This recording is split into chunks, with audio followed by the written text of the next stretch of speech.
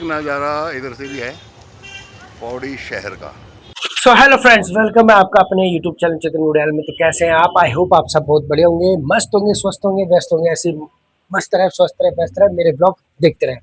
तो हो चुकी नए दिन की शुरुआत, नए ब्लॉग की शुरुआत। तो पिछले ब्लॉग में दोस्तों आपने देखा कि मैं गया, पापा गए थे उत्तराखंड कोटद्वार, है ना। कोटद्वार गए थे तो आपने देखा ब्लॉग में, मैंने आपको दिखाया कि कोटद्वार के सारे क्या क्या नज़ारे हैं और वहाँ पे घूमने लायक क्या क्या चीज़ें हैं, क्या क्या जगह है। आपने देखा सब कुछ, ठीक है, ब्लॉग में। और आपको मैंने ये भी बताया था कि पापा का एक नाट्य मंचन था वहाँ पे, है ना। तो उसके लिए गए हुए थे पूरी टीम उनकी साथ में, ठीक है दोस्तों। तो अब मैं आपको दिखाता हूँ उनका नाटक, जो उनका थिएटर हुआ था स्टेज पे। तो फाइनली अब मैं आपको दिखाऊंगा इस ब्लॉग में। तो मेरे इस ब्लॉग को जल्दी से सपोर्ट करें, वीडियो को लाइक करें और अच्छे अच्छे कमेंट करें। और नए आए हो मेरे चैनल पे ऐसे इंटरेस्टिंग ब्लॉग देखने के लिए मेरे चैनल को सब्सक्राइब करें, ठीक है दोस्तों। तो चलिए आपको दिखाते हैं बिना टाइम वेस्ट करें, फिर उसके बाद करते हैं आपसे बातें।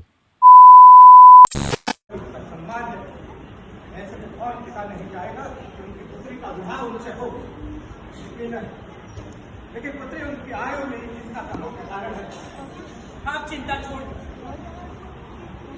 मैं कत्यूरों की कुल वधू बनने को तैयार हूं, परंतु विवाह से पहले मैं एक बार महाराज से अकेले में मिलना चाहता हूं। मेरे कुछ प्रश्न जिनका उत्तर मुझे सिर्फ महाराज ही दे सकते। इस रिश्ते से जुड़ने से मुझे प्रसन्नता होगी, लेकिन पुत्री क्या मैं जान सकता हूँ तो महाराज से क्या बात करना चाहते हैं? जहाँ तक प्रश्न उनके आयु को लेकर है, उसे लेकर तो हम स्वयं चिंतित है। आप चिंतित न हो, बस महाराज के पास मेरा ये प्रस्ताव होगा। अगर वो मेरा प्रस्ताव स्वीकार कर लेते हैं तो मुझे उनसे विवाह करने में कोई आपत्ति नहीं।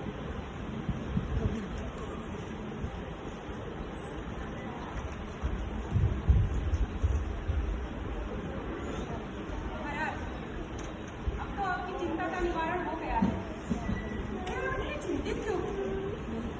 नहीं महाराज, हमारे दूसरे मौला ने हमारा मान रखने के लिए निर्णय लिया। हमें नहीं लगता कि उसने दिल से इस रिश्ते को स्वीकार किया। अब मेरी चिंता का मुख्य कारण है। महाराज, आपको यदि ये संबंध स्वीकार नहीं है तो आप मना कर दें, किंतु याद रखें, कत्यूरों से संबंध जुड़ना हमारे पूरे राज्य के लिए गर्व की बात है। कत्यूरों के मूल पुरुष शक शालिवाहन और वासुदेव जी ने इस धरती को सिंचित किया है। यहाँ के कठोर पहाड़ों पर जो भी आया उसे अपनाया।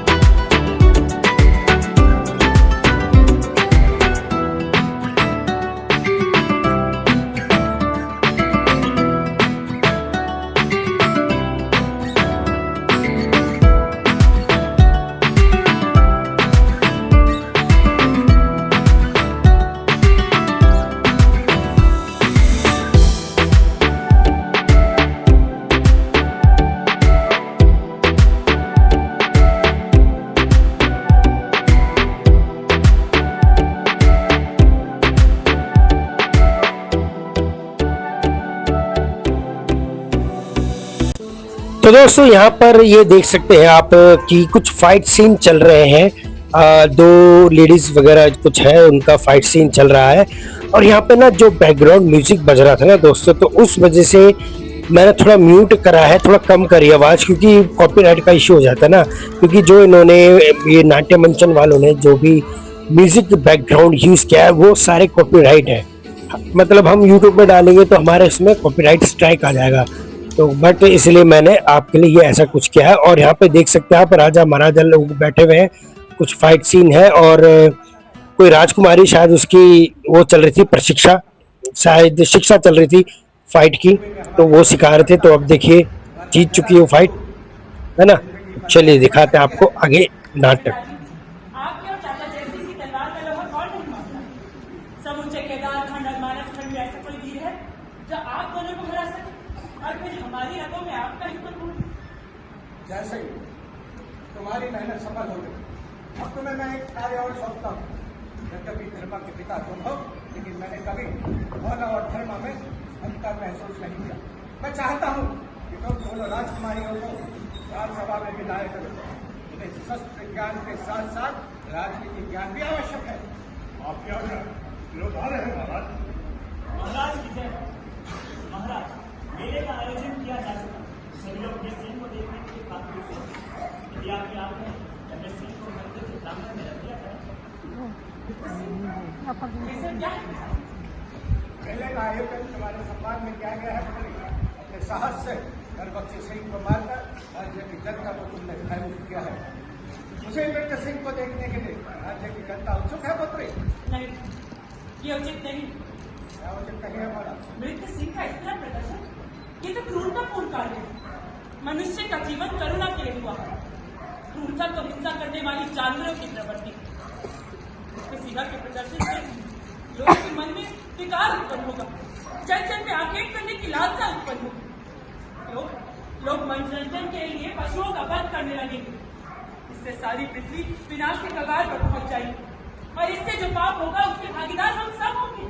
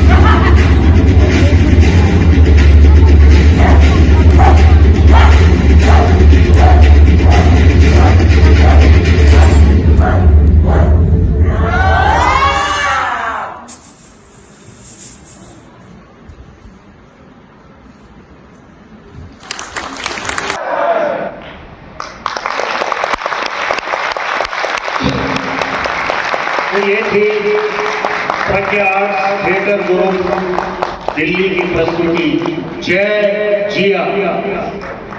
आप सभी लोगों का, सभी कला प्रेमियों का प्रज्ञा आर्ट्स थिएटर ग्रुप की तरफ से मैं बहुत बहुत धन्यवाद करता हूँ। आप अपना कीमती समय निकाल कर आए, बहुत बहुत साधुवाद, धन्यवाद, शुक्रिया।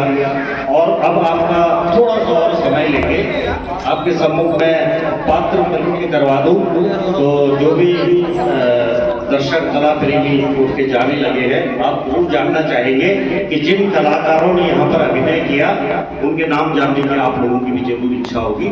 तो ज्यादा समय नहीं लगेगा, सिर्फ 5 मिनट और चाहिए मुझे। ग्रामीण महिला और सैनिक का किरदार निभा रही थी मंजू भट्ट।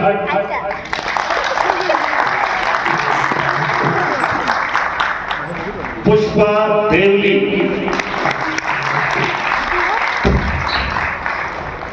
भावना रावत और मुस्कान भंडारी। मसान की भूमिका में थे अक्षय डोबरा,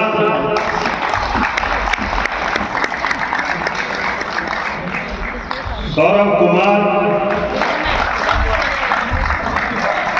पीयूष सिंह,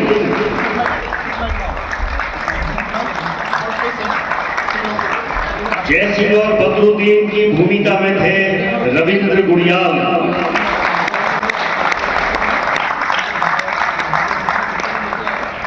नैना देवी की भूमिका निभा रही थी विजय लक्ष्मी नौटियाल,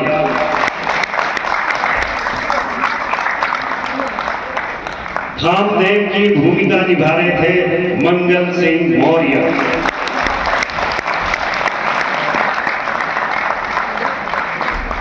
माधव सिंह और रघव की भूमिका में थे अक्षत, रवि, किशोर।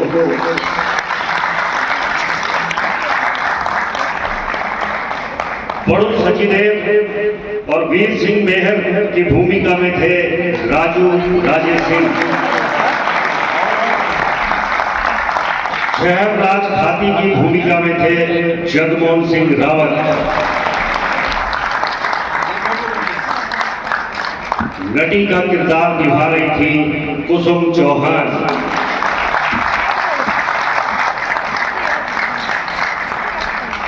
और नट की भूमिका निभा रहे थे महेंद्र सिंह लडवाल।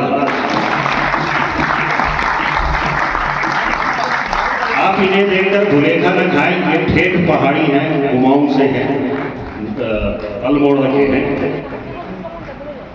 चित्रलेखा की भूमिका में थी बबली अधिकारी।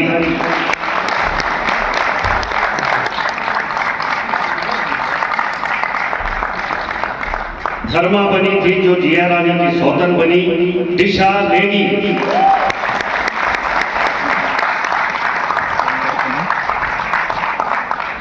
प्रीतम देव और अमीर खताब अफगान की भूमिका में थे विक्रांत शर्मा।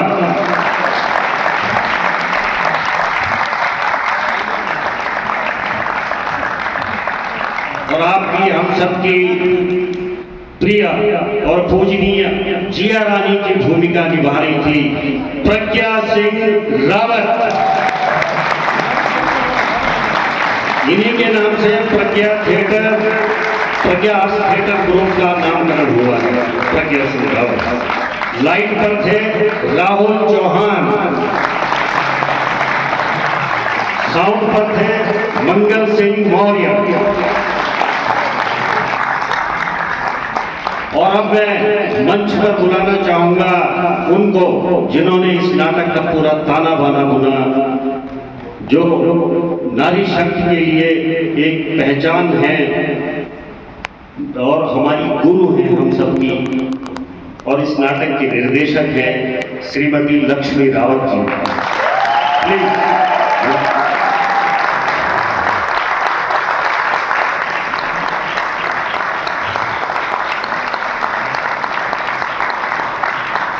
वैसे तो समय काफी हो चुका है, लेकिन मैं फिर भी चाहूंगा कि आप दो शब्द बॉडी की इन कला प्रेमियों के लिए जरूर कहें। दो शब्द। अब आप इतनी दूर से आई हैं तो कम से कम दो शब्द।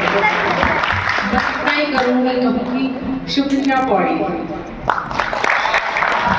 धन्यवाद नवांकुर थिएटर ग्रुप जिन्होंने ये फेस्टिवल को रचा। और कम से कम इस बहाने ही सही, मुझे बचपन में सुनने को जवानी तक ये मिलता रहा कि पौड़ी जो है एक सांस्कृतिक शहर है। फिर धीरे धीरे पता चलता गया कि पॉलिटिक्स राजनीतिक शहर बन गया है। फिर बाद में पता चला कि नीरस हो गया है। लेकिन अब मुझे लग रहा है कि दोबारा अगर इस तरीके के थिएटर फेस्टिवल होंगे तो शायद पौड़ी की फिर से सांस्कृतिक जिज्ञासा बढ़े और यहाँ के नौजवान खुद से सांस्कृतिक मंचों को देश में भी और विदेशों में भी साझा करें। ये दुआ है कि पौड़ी आगे बढ़े और फिर से एक बेहतरीन सांस्कृतिक शहर बने। बहुत बहुत धन्यवाद आपका। और आप सभी कला प्रेमियों का एक बार फिर से प्रज्ञा थिएटर ग्रुप की तरफ से मैं पीताम्बर सिंह चौहान बगरोड़ा गांव से आप सभी एक बार फिर से धन्यवाद करता हूं।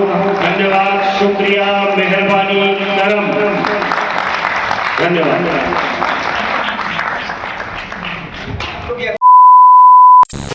तो दोस्तों आपने देखा ये नाट्य मंचन पापा का, और कितना अच्छा लगा आपको बताना मुझे कमेंट करके, ठीक है। अगर ज़्यादा ही अच्छा लगा है तो वीडियो को फटाफट से इसी बात पर लाइक कर दो और अच्छे अच्छे कमेंट कर दो, ठीक है। और अब मैं आपको बताता हूँ ये नाट्य मंचन किसके ऊपर था। ये एक कुमाऊं की एक बहुत बड़ी, बहुत फेमस रानी थी जिनको आज पूजा भी जाता है, जिनके नाम पे आज मंदिर भी है कुमाऊं में ही, जय जिया रानी। मतलब इस नाटक का नाम जो शीर्षक था जय जिया रानी था, ठीक है दोस्तों। तो अब मैं उनके बारे में आपको कुछ बातें डिटेल में बताता हूँ और चित्रण के द्वारा समझाता भी हूँ, ठीक है दोस्तों। तो चलिए दोस्तों, राजमाता जिया रानी के बारे में आपको कुछ डिटेल में बताते हैं। तो शुरुआत करते हैं। राजमाता जिया रानी के बचपन का नाम मौला था। कत्यूर साम्राज्य महाराज प्रीतम देव से उनका विवाह हुआ। जिया रानी उत्तराखंड के प्रसिद्ध कत्यूर राजवंश की वीर योद्धा और साहसी रानी थी। 14वीं-15वीं शताब्दी में तुर्क रूहेल आक्रमणकारियों ने कुमाऊं क्षेत्र की रक्षा की। हल्द्वानी के पास रानी बाग क्षेत्र में गोला नदी के तट पर उनका मंदिर है। आज भी चित्रशिला नामक स्थान पर हर वर्ष उनके भक्त उन्हें देवी के नाम से पूजे जाते हैं। तो कमेंट में लिख दीजिए दोस्तों, जय जिया रानी, जय जिया माता। तो दोस्तों कैसा लगा आज का मेरा आपको ब्लॉग, तो मुझे बताना कमेंट करके जरूर। और जो मैंने आपको डिटेल में पूरा बताया जिया माता के बारे में, तो कैसा आपको लगा, और कुछ मुझसे कोई भूल चूक हुई हो या गलती हुई हो ना, तो कृपा करके मुझे माफ करना और बच्चा समझ के माफ कर देना दोस्तों, ठीक है। तो चलिए अब करते हैं इस ब्लॉग को यहीं पे दी एंड। मिलते हैं आपको एक और नए अगले नेक्स्ट ब्लॉग में। तब तक आप अपना ख्याल रखें, ऐसी स्वस्थ रहे, मस्त रहे, व्यस्त रहे, मेरे ब्लॉग्स देखते रहे। तब तक के लिए bye bye, tata, take care and stay tune. जय देवभूमि, जय उत्तराखंड।